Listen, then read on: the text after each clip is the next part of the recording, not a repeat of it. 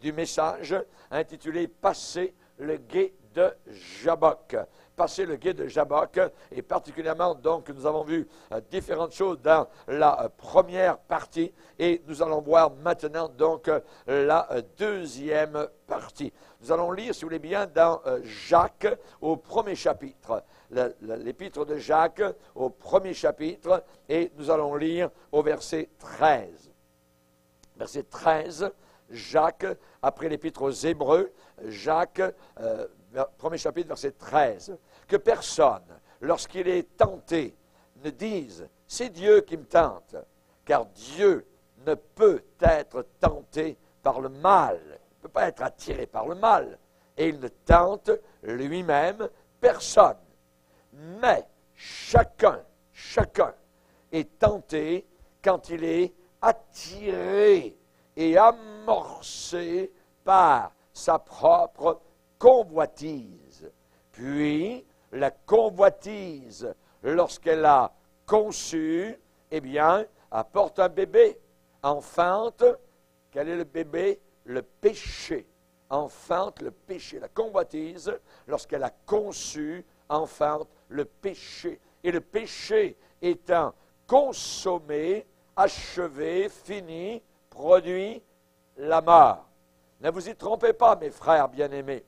Toute grâce excellente et tout don parfait descendent d'en haut, du Père des Lumières, chez lequel il n'y a ni changement, ni ombre de variation.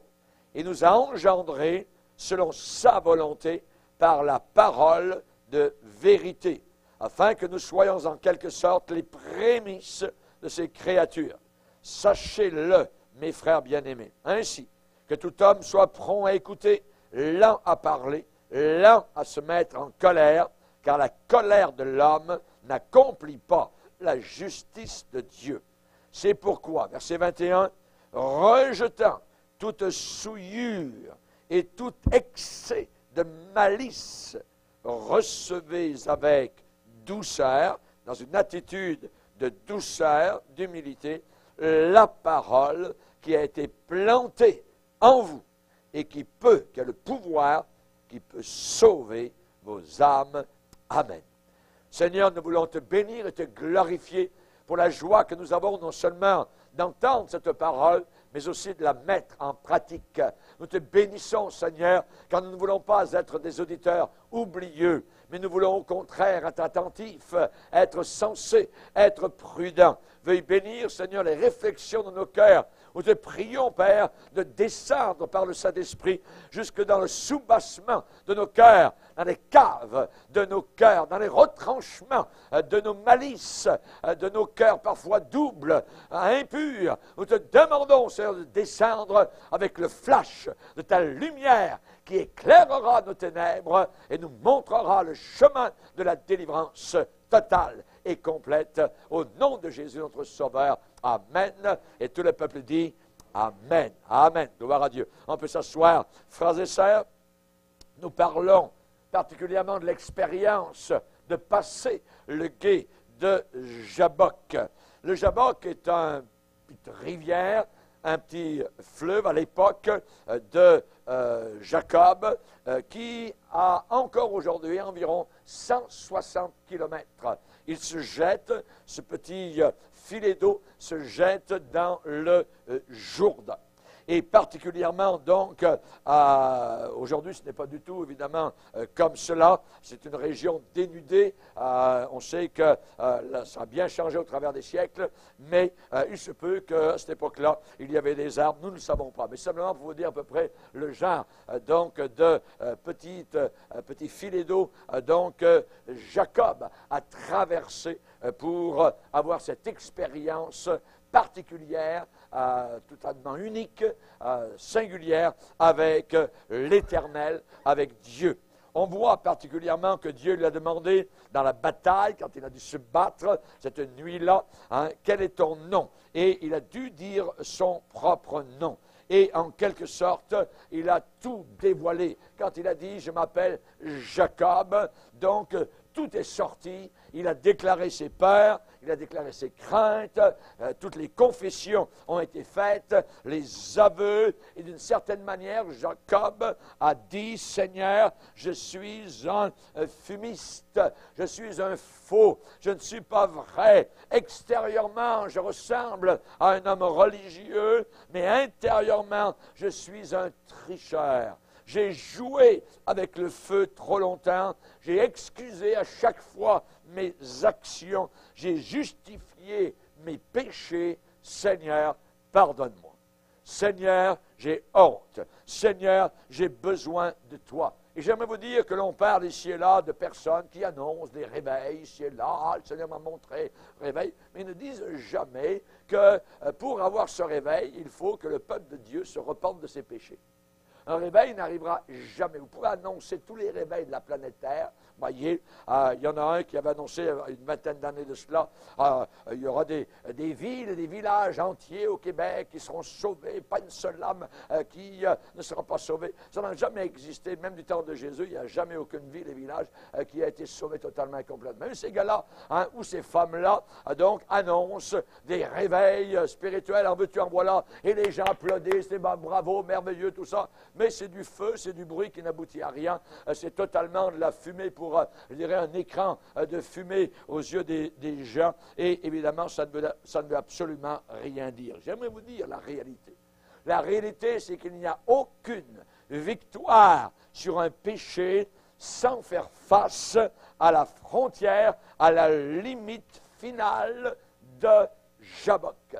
Il faut faire face à nos péchés, faire face à notre mauvaise nature, exactement comme Jacob a dû le faire. Même si ça fait 20 ans, que j'ai eu des visions, que j'ai vu des anges monter et descendre sur des échelles, Jacob avait besoin de l'expérience Jabbok pour avoir l'approbation totale de Dieu. Voilà que la peur de la justice de Dieu, le jugement contre notre péché doit finalement, à la fin, nous saisir. Nous avons besoin de cette crainte de Dieu. Vous devez faire face à la réalité. Vous n'êtes pas une personne, il n'y a personne parmi nous, ni moi, ni personne, qui est une personne particulière, spéciale, tellement spéciale que cette personne serait immunisée, je dirais, contre toute exposition de péché, découverte de péché et de jugement. La Bible enseigne en disant dans 1 Timothée 5 que les péchés de certaines personnes, de certains chrétiens, sont visibles. C'est manifeste, c'est là, on les voit, tout ça, ils le disent, mais pour d'autres, c'est différent. Pour d'autres, ils cachent. Pour d'autres, ils agissent toujours en effaçant leur marque, vous voyez, dans le sol. Et la Bible dit, cependant, si les péchés de certaines personnes sont manifestes, les autres se voient, mais dans la suite. Tôt ou tard, les péchés sont dévoilés, les péchés sont reconnus, sont exposés, et il y a jugement. Prendre la Sainte Seine avec un péché connu, avec un péché caressé, est une chose dangereuse. Très dangereuse. Des personnes en sont mortes. Des chrétiens ont été enterrés à cause de cela. Lisez avec moi dans 1 Corinthiens 11. Dans 1 Corinthiens chapitre 11, au verset 27, il est dit, par rapport à la façon avec laquelle nous devons prendre le repas du Seigneur, pour nous souvenir de sa mort pour nos péchés. Au verset 27, il est dit, c'est pourquoi celui qui mangera le pain ou boira la coupe du Seigneur indignement, avec indignité. Nous sommes toujours indignes d'une certaine manière, mais il y a une indignité dont je suis conscient parce que je pêche, je repêche, je continue à pécher, je caresse ce péché, je continue, je ne cherche pas à être délivré. Ça, c'est une chose dangereuse. Et venir à la Sainte Seine et prendre le repas du Seigneur. Ça, c'est quelque chose de dangereux. Il est dit, celui qui mangera le pain ou boira la coupe du Seigneur indignement sera coupable envers le corps et le sang du Seigneur. Que chacun donc s'éprouve soi-même. Ça veut dire que chacun se mettra à l'épreuve. Et qu'ainsi, il mange du pain et boive de la coupe. C'est-à-dire, il reconnaît son péché, il demande véritablement pardon au Seigneur et il veut s'en débarrasser. Il veut absolument s'en débarrasser. Parce que celui qui mange ou boit sans discerner le corps du Seigneur, mange et boit, écoutez bien, un jugement, une condamnation contre lui-même. C'est-à-dire que dans le repas du Seigneur, c'est un repas de bénédiction, mais ça peut devenir un repas de malédiction. Vous comprenez ce que la Bible dit? Voyez. Celui qui mange ou boit sans discerner le corps du Seigneur, boit et mange un jugement contre lui-même. Et à Corinthe, dans cette église qui était grande, il y avait étonnamment beaucoup d'enterrements. Il y avait beaucoup d'enterrements de chrétiens qui mouraient et on se posait même la question, comment ça se fait qu'il y a tellement de chrétiens et de chrétiennes qui meurent? Voyez? Et il a fallu le don du Saint-Esprit donné par l'apôtre Paul pour expliquer qu'à Corinthe, beaucoup de gens prenaient le repas du Seigneur d'une façon totalement indigne. Et c'était la raison pour laquelle il y avait beaucoup de morts et beaucoup d'infirmes et de malades. Regardez verset 30. C'est pour cela il existe parmi vous beaucoup d'infirmes et de malades et qu'un grand nombre sont morts. Ah! Je peux vous dire qu'une fois que l'apôtre Paul a écrit cette lettre, quand il y a eu le premier repas du Seigneur après avoir lu cette lettre, les gens se sont éprouvés eux-mêmes. Ils ont vraiment observé ce qu'il y avait au fond de leur cœur. Parce que c'était dangereux. Dangereux. Et Paul va dire au verset 31, si nous nous jugions nous-mêmes, nous ne serions pas jugés. Ça veut dire si nous nous condamnions nous-mêmes. Raison pour laquelle, dans l'Église de Dieu, il y a aujourd'hui une résistance aux véritables hommes de Dieu qui dévoilent, qui débusquent le péché dans le cœur. Et s'il y a résistance, c'est très mauvais, c'est un danger. Parce que nous ne devons pas résister à cela. La Bible dit, si nous nous condamnions nous-mêmes devant un état de choses dont nous sommes très conscients, nous ne serions pas condamnés. Nous ne serions pas condamnés, jugés. Mais quand nous sommes jugés, nous sommes châtiés par le Seigneur, afin que nous ne soyons pas condamnés avec le monde. Dieu connaît ses enfants. Il ne veut pas que personne soit condamné avec le monde. Alors, on se juge soi-même. Et si le chapeau nous fait, merci Seigneur. On met le chapeau. Parce que sinon, il peut arriver que je sois condamné avec le monde. Mon cœur est méchant. Mon cœur est mauvais. Mon cœur est impur. Et il faut que je fasse attention vis-à-vis de cela. Un homme, en France, était à l'hôpital en train de mourir. Un pasteur. Il a fait venir les pasteurs du coin, alors qu'il était en train de mourir. Et étonnamment, autour du lit, à l'hôpital, il leur a dit, je sais exactement pourquoi je suis ici, en train de mourir. Et j'aimerais me confesser à vous, pasteur collègue. Pendant des années, j'ai pris la Sainte Seine, moi le pasteur, de façon indigne.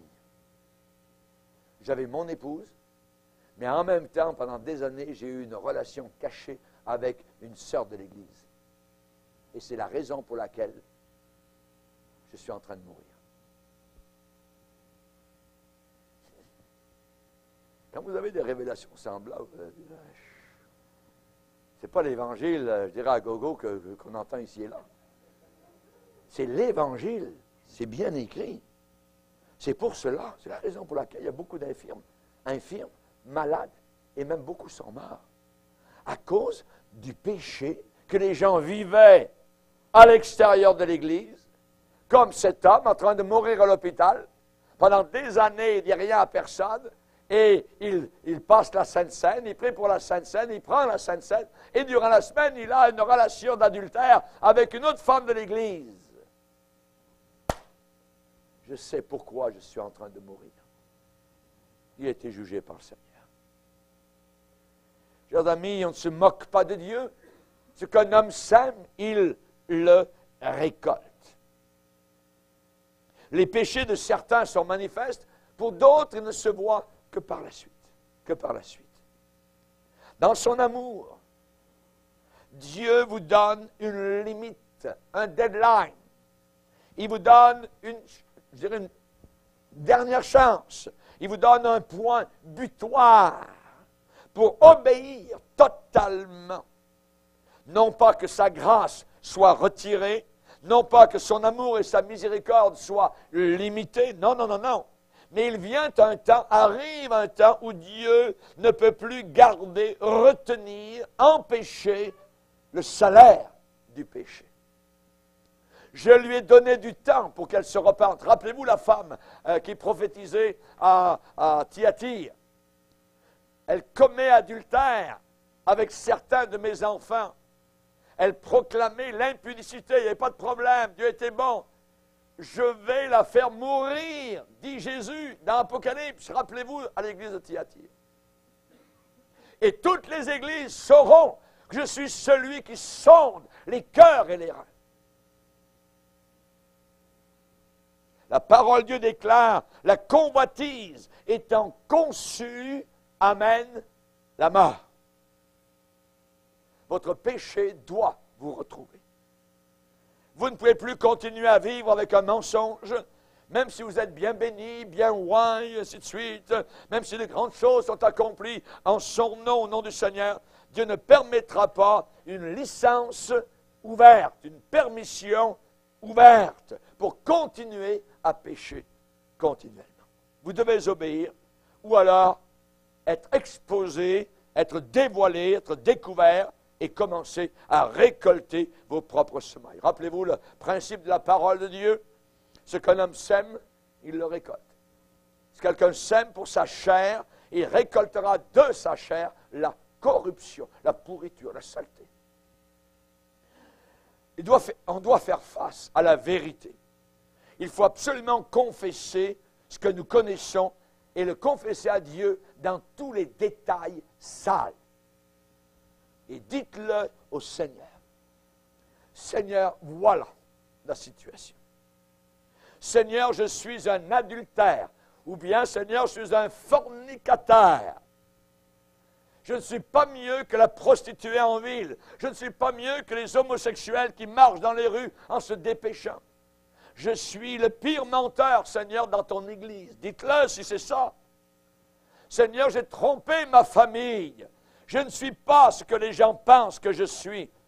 Je sais que je vais être découvert. Je sais que je vais devoir payer le prix pour ce que je fais. Donc, Seigneur, s'il te plaît, prends cela. S'il te plaît, Seigneur, prends cela maintenant. Pas un jour de plus avec les grenouilles. Pas un jour de plus à porter ce fardeau terrible. Libère-moi, Seigneur. Je suis fatigué de jouer un rôle, de jouer une prétention, un cache-cache. Il faut que j'aille à Jabbok. À Jabbok, c'est là où Dieu nous délivre de notre péché obsédant. Là, à Jabbok, le Seigneur change notre caractère. Il change notre caractère. Le Seigneur a dit à Jacob, ton nom ne sera plus Jacob, rusé. Tu seras appelé Israël, car comme un prince, tu as lutter avec Dieu. Tu as de la puissance avec Dieu et avec les hommes, et tu as été vainqueur. La puissance de la victoire s'est révélée à Jacob par un caractère nouveau. Tu as été vainqueur. Tu as eu la main haute. Tu as eu la victoire. Tu as eu la supériorité. Jacob savait maintenant qu'il avait la puissance d'obéir. La puissance d'obéir. Parce que le Seigneur avait accepté sa consécration d'abandon. Dieu n'est pas seulement intéressé à ce que nous ayons la victoire sur certains péchés, il veut nous changer en de nouvelles personnes, avec des cœurs purs, avec des mains propres, des mains propres. Vous savez, prier, c'est beau prier, mais les païens prient aussi. Et ma Bible me demande de prier avec des mains pures. Ça veut dire un cœur propre. De prier avec des mains pures, sans colère ni mauvaise pensée. Sans colère ni mauvaise pensée. Rendez-vous compte, quelqu'un qui prie avec colère? Il a de la colère dans le cœur et il prie Dieu. Non, ça ne marche pas. Avoir des mauvaises pensées et prier à Dieu, ça ne marche pas. Oui. Dans 2 Timothée, chapitre 2, verset 22, le Seigneur dit de se joindre avec ceux qui prient avec un cœur pur. Avec un cœur pur. C'est très important. On a besoin d'un changement de caractère.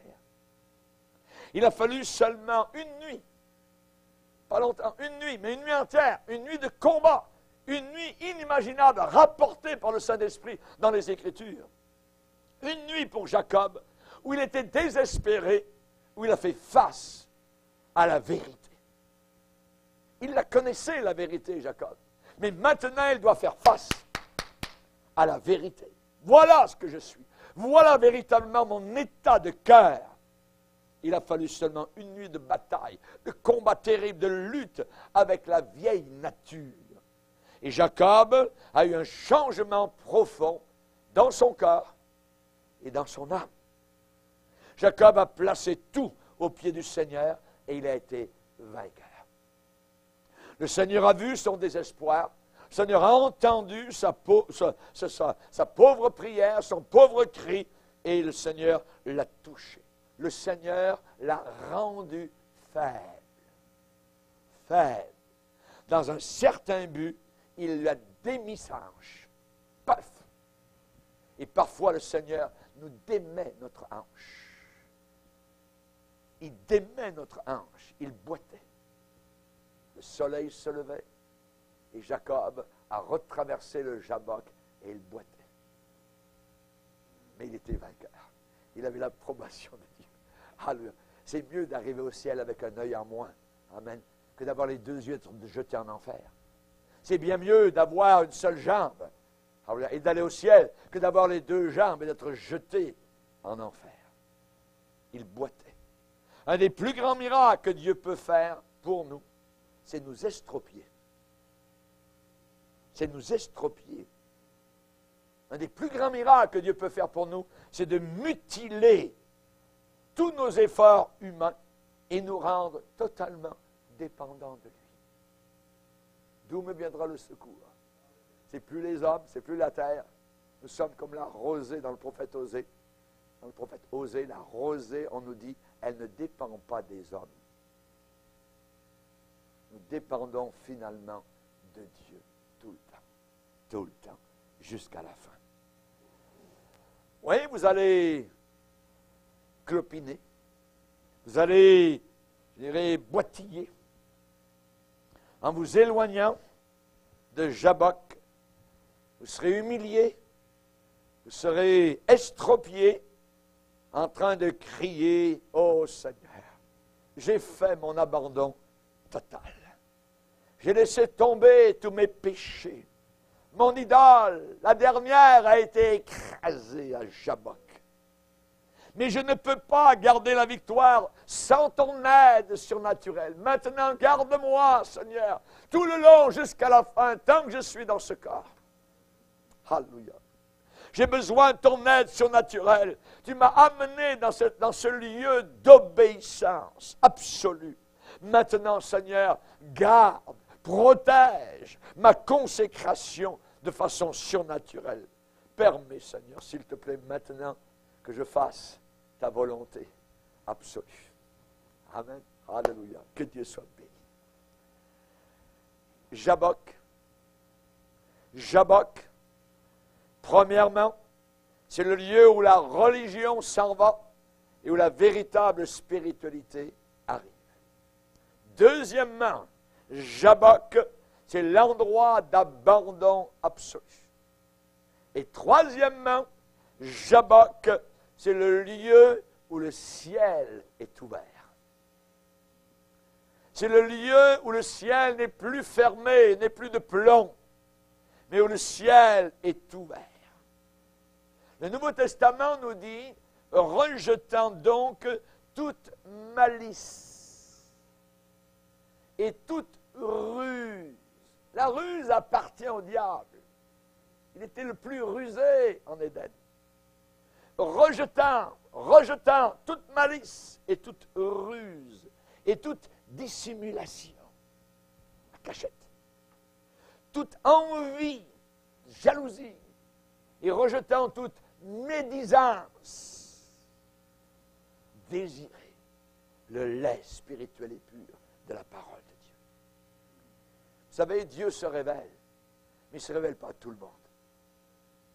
Dieu se révèle uniquement et seulement à ceux qui se débarrassent de la ruse et des astuces. Il se révèle à ces gens-là. La ruse, c'est quoi? Puisque Jacob était un rusé. La ruse, c'est la malhonnêteté. C'est faire à croire ce qui n'est pas réel. La ruse, c'est la supercherie, c'est un péché secret. Personne ne le connaît sauf vous. C'est une tromperie, c'est une fraude. Vous savez, la glorieuse promesse de Jésus, elle a été faite à Nathanaël, un des 12.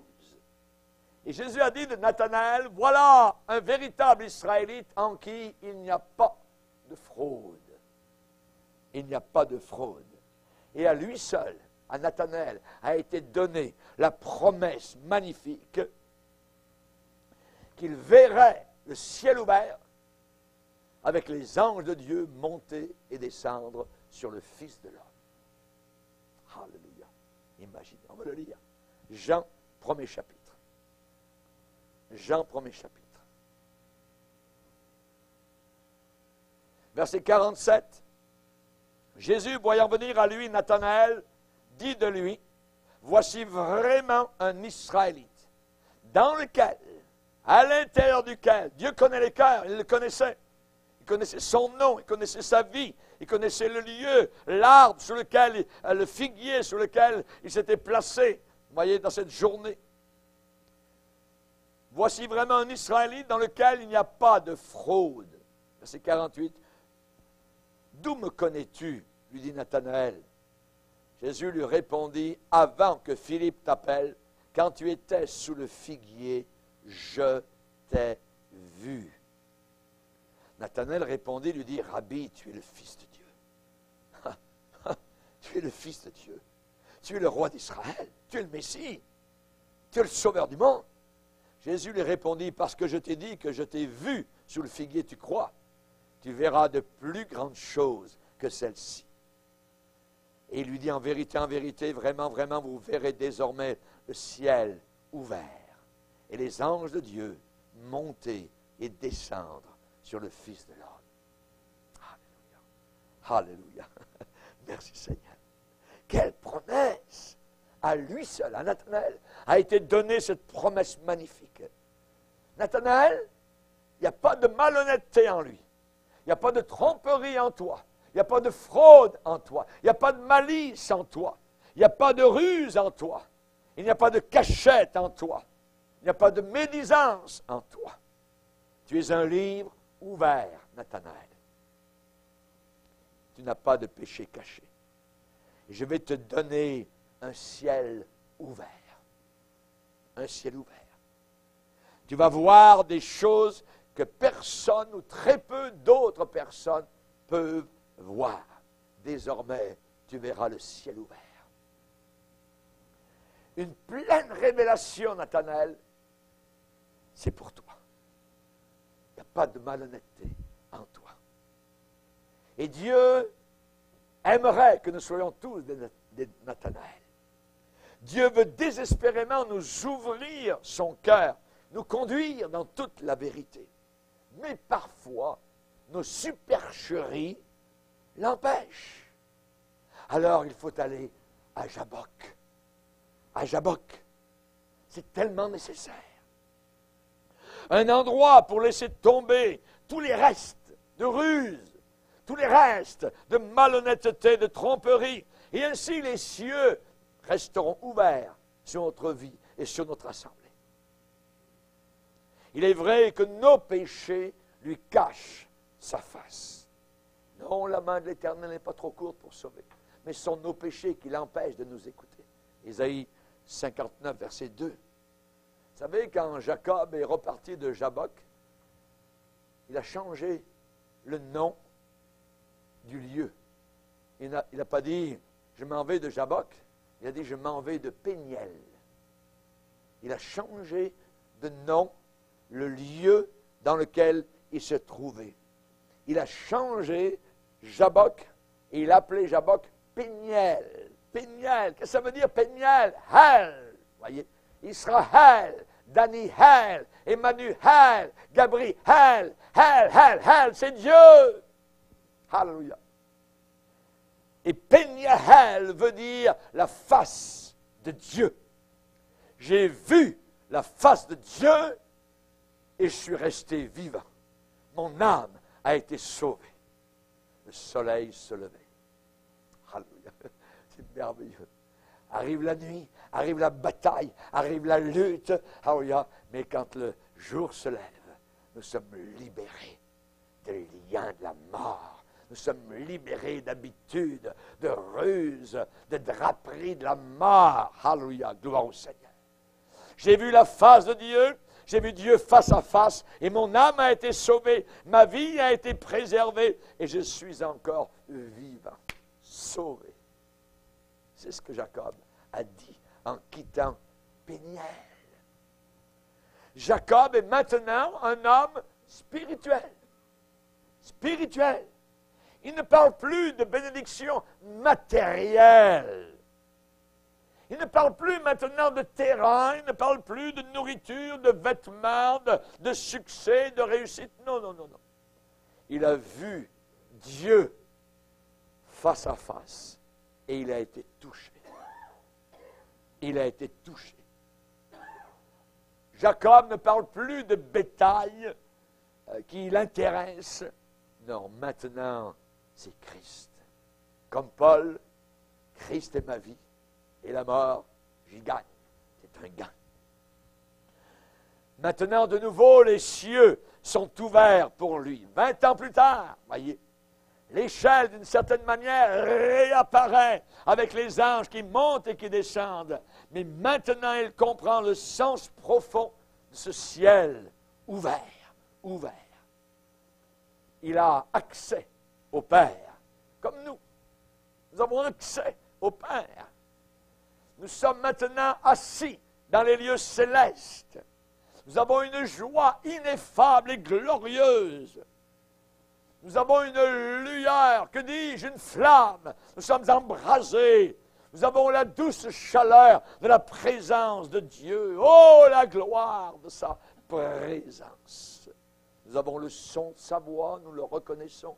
Mes brebis entendent ma voix, et elles me suivent. Elles ne suivront pas la voix d'un étranger. Alléluia. Les cieux sont ouverts. Parle, Seigneur, car ton serviteur écoute. Gardez-vous de refuser celui qui parle du haut des cieux. Maintenant, toutes les valeurs de Jacob sont des valeurs spirituelles. Spirituelles, maintenant. Jacob avait perdu plus de 20 ans. Plus de 20 ans. Il aurait pu avoir un ciel ouvert pendant toutes ces années-là. Il aurait pu être uni avec son frère Ésaü. Il aurait pu être uni avec Laban, son oncle. Mais les cieux s'étaient refermés sur Jacob à cause de sa ruse. Le rusé avait été pris par un plus rusé que lui, Laban. Rappelez-vous, quand il s'est marié et que le matin il se levait, sa femme, mais ce n'était pas la vraie. C'est pas elle que je voulais, c'est pas elle. Parce que là-bas, les mariages, quand ils se mariaient, c'était des voiles de la tête aux pieds. Vous ne voyez pas le visage de la femme. Quand elle allait se coucher, le matin, quand elle s'est levée, au premier lueur du jour, ah! Mais c'est pas elle. Là-bas, l'avait eu, lui qui avait eu son frère. Pour quelqu'un de rusé, il y a toujours quelqu'un de plus rusé. Tous sont perdants dans ce jeu. Chers amis, peut-être que vous aussi, vous avez perdu de précieuses années avec des cieux parfois au-dessus de votre tête comme des cieux d'airain. Peut-être que vos idoles intérieures, votre ruse qui n'avait pas été abandonnée, vous ont fermé les cieux. Et cela a arrêté, cela a empêché la pleine révélation de Jésus. Et vous avez une vision, oui, mais une vision partielle, vision petite. Que Dieu entende votre cri alors que vous êtes à Jabbok, alors que vous voulez vivre cette expérience d'abandon, de dépouillement total devant le Seigneur, d'une pleine et totale vérité. Voilà ce que je suis, Seigneur. Voilà, c'est ma vie. Je suis cela. On ne jouera pas à la ruse, au plus rusé, Seigneur. Je vais dire la vérité. Voilà. Et tu le sais, Seigneur. Que Dieu entende votre cri et vous délivre. Consacrez-vous à le suivre dans un abandon total et les cieux s'ouvriront sur votre vie, sur vous. Oui, oui, vous serez encore tentés. Oui, il y aura encore des épreuves, tout ça. Mais vous serez dans l'obéissance. Les cieux se réouvriront sur votre vie. Le soleil d'approbation, le rayon viendra sur votre vie. Alléluia. Merci Seigneur. Jésus a dit, si quelqu'un est disposé à faire la volonté de Dieu, il saura si mon enseignement, ma doctrine est de Dieu ou si je parle de ma seule autorité. Est-ce que le ciel est ouvert pour vous?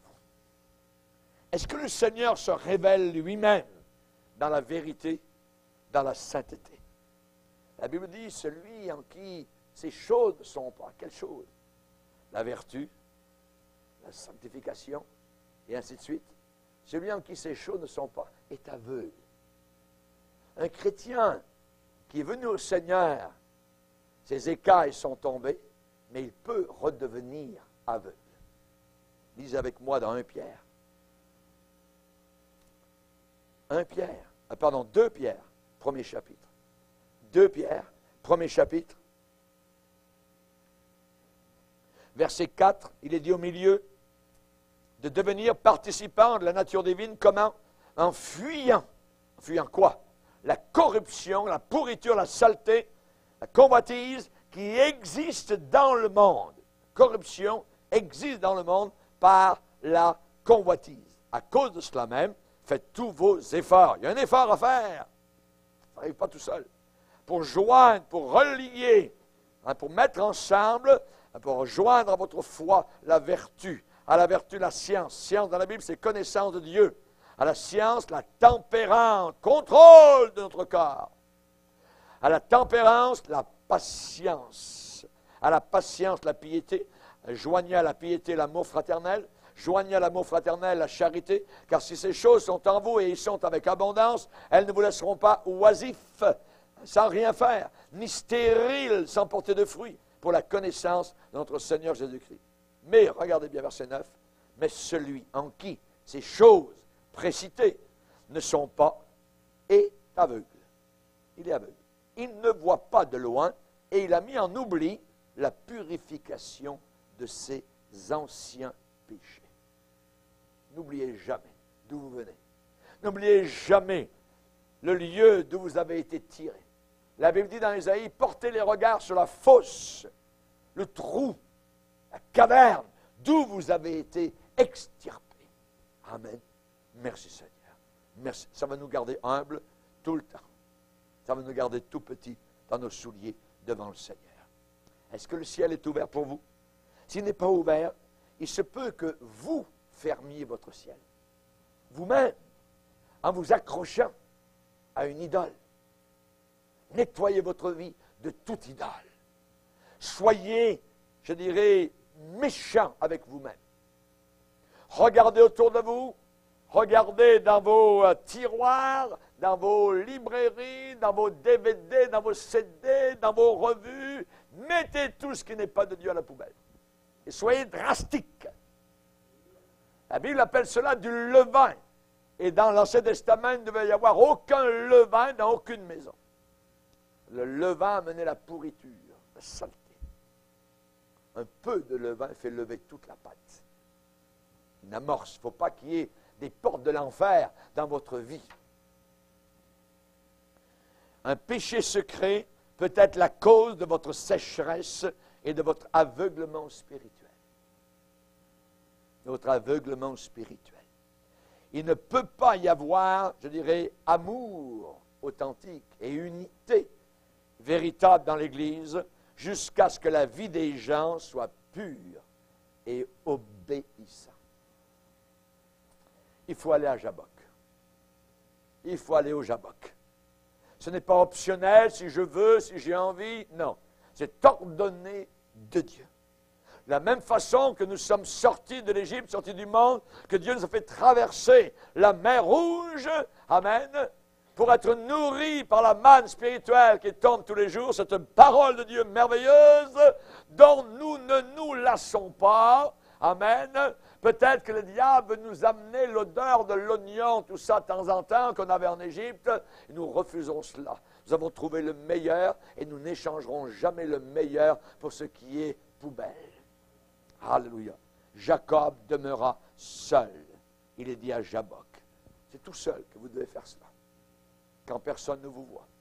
Quand vous êtes dans la maison. Quand vous avez fermé TV, musique, quoi que ce soit, vous êtes devant Dieu. Vous allez à votre chambre et vous commencez à dire au Seigneur ce que vous êtes. Vous commencez à lutter dans la prière. Seigneur, j'ai besoin de délivrance. Seigneur, je ne peux plus me permettre cela. Au point où je suis rendu, tu peux revenir n'importe quand, Seigneur. Je peux me mettre la tête sur l'oreiller et je ne verrai jamais le matin sur la terre. Parce que tu seras revenu me chercher durant la nuit. Je ne le sais pas. Donc, Seigneur, il faut que je me débarrasse de tout ce qui empêche mon ciel d'être ouvert sur ma vie. N'oubliez pas ce que la Bible dit.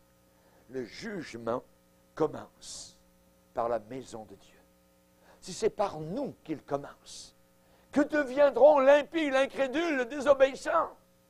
Terrible. Le jugement commence par la maison de Dieu. Jacob demeura seul, alors le ciel se met en marche.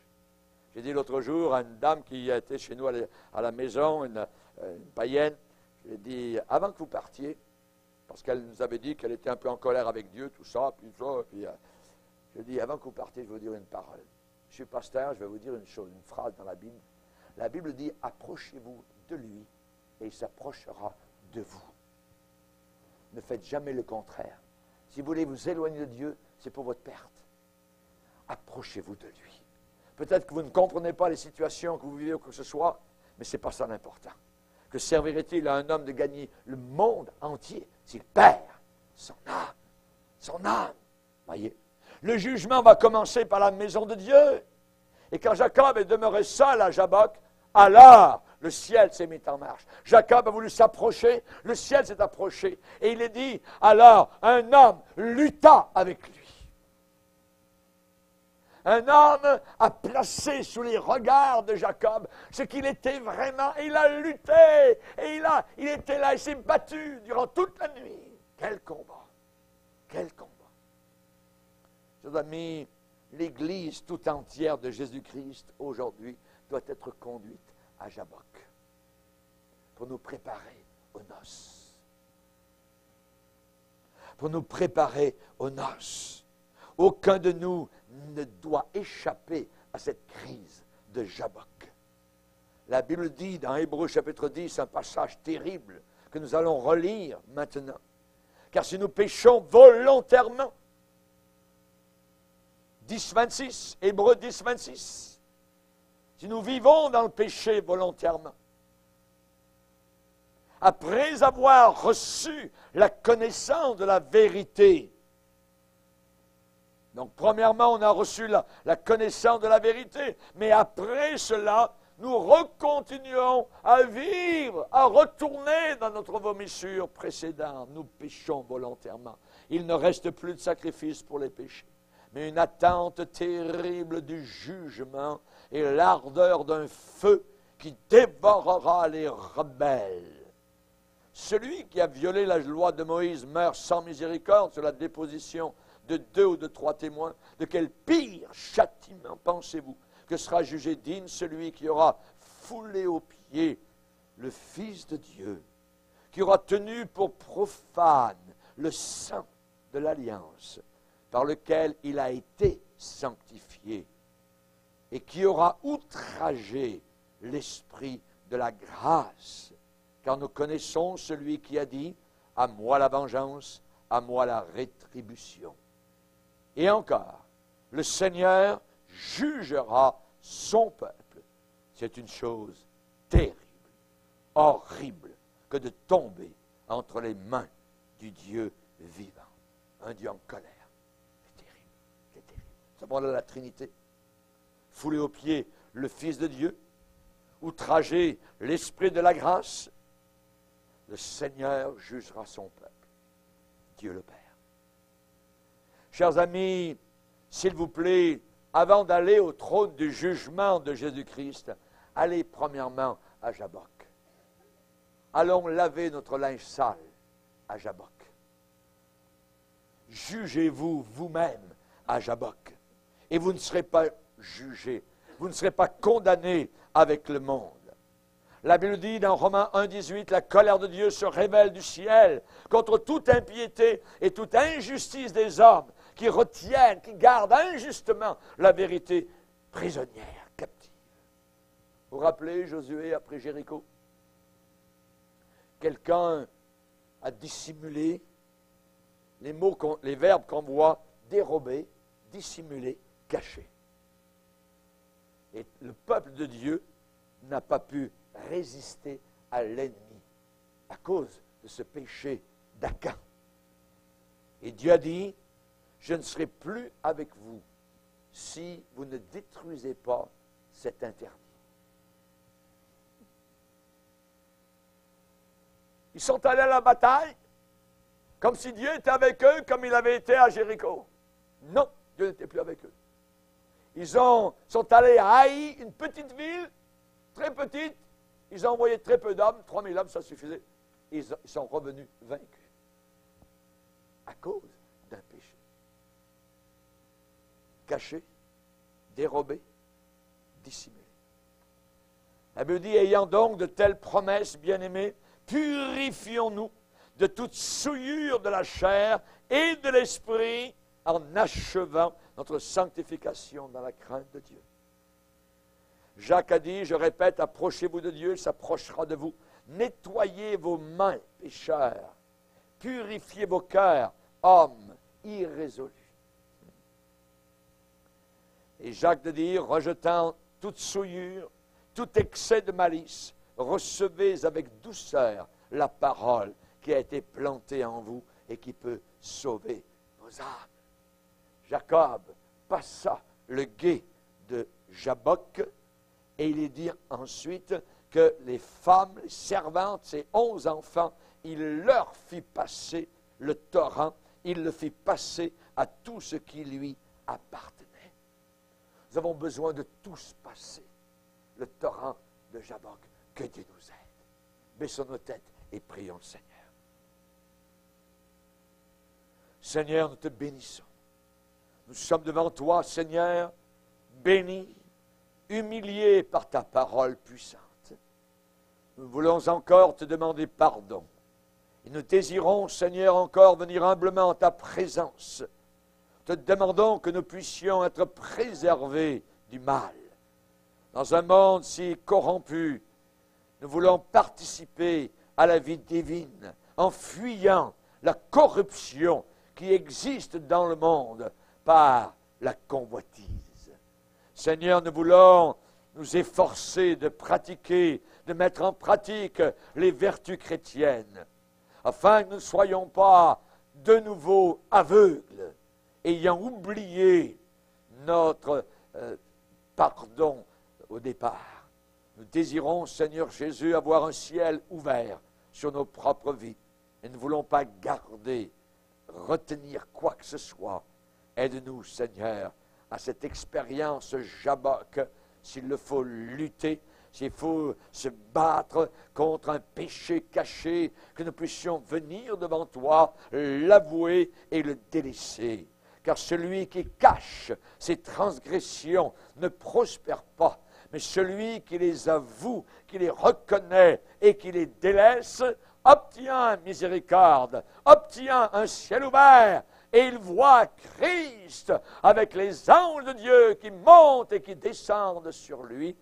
Merci Père, au nom de ton Fils. Amen. Et tout le peuple dit Amen.